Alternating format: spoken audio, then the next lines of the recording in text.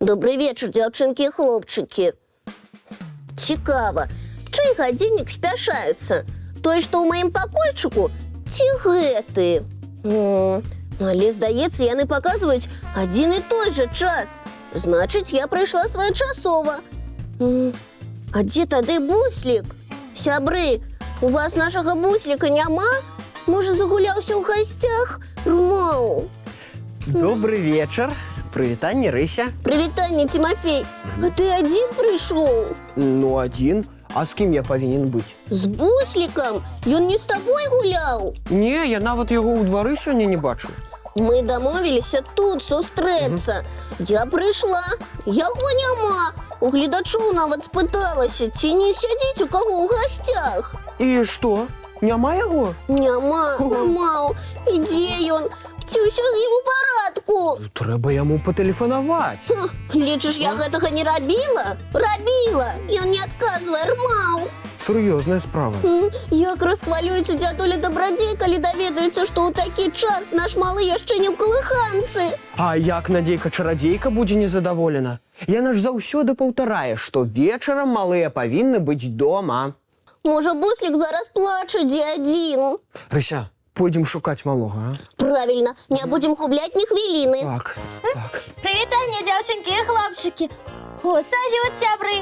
Буслік, і дзе ты ходзіш? Прывітанне. Мы, між іншым, хваляваліся. Рыся нават у гледачоў пыталася, ці не бачылі яны цябе. Ух ты! А я б так хацеў завітаць у госці да ўсіх нашых гледачоў. З кожным хачу пагуляць, пацікавіцца, якія ў каго цацкі, кніжкі. Паглядзіце на яго. Ён толькі і думае пра гасцей ды прагулкі. Ого! Я вельмі люблю ў госці хадзіць. А мы цябе, буслік, нікуды з пакойчыка больш не адпусцім. Рмау. Ой, Рыся, а гэта не вельмі строга? Рыся, ты чаго? Чаму мне сядзець у пакоі? Я ж такі выхаваны. Буслік, ты жартуеш? Ніколечкі, якія могуць быць жарты? Рыся баіцца, каб ты зноў не згубіўся. Ой, а няўжо я гублялася? Просто ў суседнім двары гуляў. Там такая цудоўная пляцоўка. І таму прызначаны час ты не вярнуўся, так? Ой.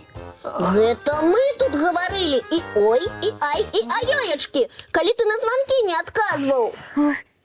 Мне так цікава было гуляць з дзеткамі, што я нават не звярнуў увагі, што тэлефон у рюкзачку звоніць. Ну вы гэта чулі? Не звяртаў увагі. Буслік, ты ведаеш, як мы хваляваліся? Я ўжо падумала, што цябе вецер кудысьці аднёс і не можаш дарогу дадому адшукаць. Рмаў. А я зусім не блукаў, і вецер мяне нікуды не адносіў. Сябар, а ты ўвогуле на гадзіннік не глядзеў?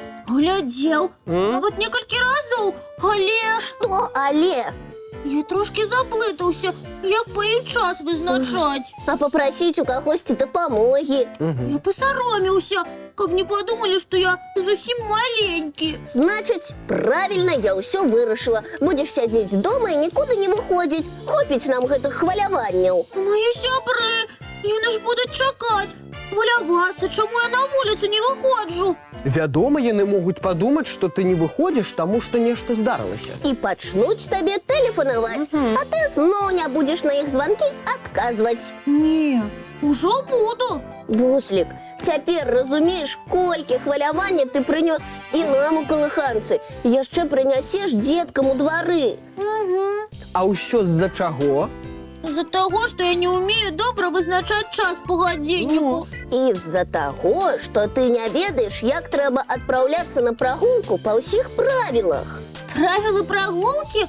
Гэта яшчэ што? Буслік, ну як можна выпраўляцца аднаму гуляць, калі ты не ведаеш такія важныя правілы? Ну, я ў гэтым месяцы падрос на паўсантыметрыка і пацяжэў на 50 грамаў. І таму вырашыў, што дастаткова дарослы, каб гуляць без старэйшых. Граммы и сантиметры тут ни при чым. Буслік, як вызначаць час па гадзінніку, я цябе навучу. І я ніколі ў стрэлках не заблытаюся. Ніколі навучу і ў стрэлках разбірацца, і ў лічбах. Ой, дзякуй, Тимофей. А зараз давай паўторым правілы самастойнай прагулкі. Такіх правіл прытрымліваюцца нават такія дарослыя дзеці, як я. І ты? Вядома, і бацькі павінны ведаць, дзе ты гуляеш і з кім. Яшчэ адно важнае правіла. Дадому трэба вярнуцца ў прызначаны час. Гэта я ўжо зразумеў. І ведаю, што вы вельмі хваляваліся. А яшчэ трэба абавязкова ведаць свой дамашні адрас.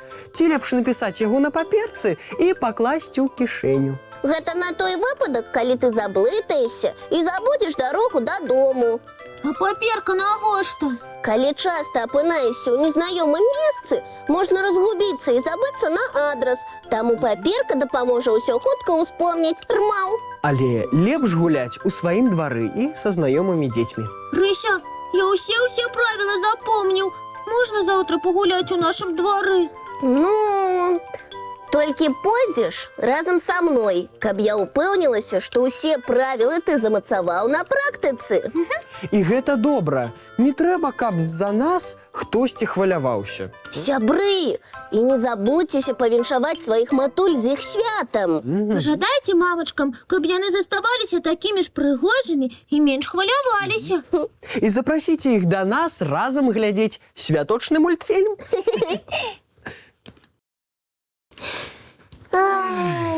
А зараз мне час дадому вяртацца, а вам рыхтавацца да сну. Дзяўчынкі і хлопчыкі, чысцім зубкі, мыем тваркі, а потым бяжым у ложачкі на мяккія падушачкі пад любімыя коўдрачкі. Рмаў. Жадаем усім прыемных сноў.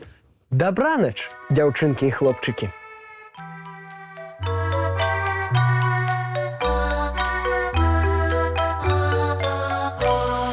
Доўгі дзень, цёплы дзень, адплывае за аблокі.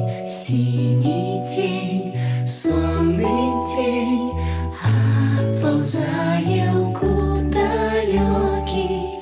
Збеглі зайкі ўсе ў лясы, змоўклі птушак галасы, і буслы ў гняздо схавалі свае доўгія носы. Баю-бай, баю-бай, вачаняты закрывай. Баю-бай, баю-бай, вачаняты закрывай. Пакрысе на расе потухаюць зоркі з плюшкі. Гулі ўсе, казкі ўсе, пахаваныя пад падушкі. Спяць і мышкі і стрыжы, спяць машыны ў гаражы. Ты таксама каля мамы ціха-ціхенька ляжы. Баю-бай, баю-бай, вачаняты закрывай. Баю-бай, баю-бай, разам з намі засынай. Баю-бай, баю-бай, разам з намі засынай.